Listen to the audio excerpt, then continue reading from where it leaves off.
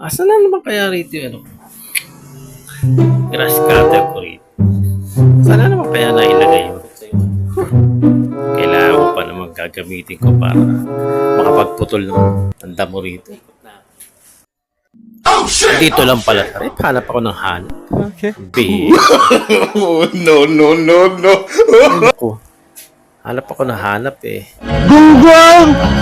Barinig kita sa mukha eh!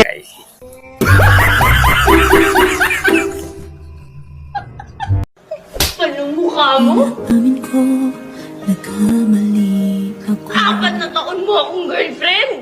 Tapos ano? Iiwan mo ako nang wala kang basta. Pumili lang ako ng yosi sa labas eh. Masama ba yun? Bobon di puta. Yun. Yun.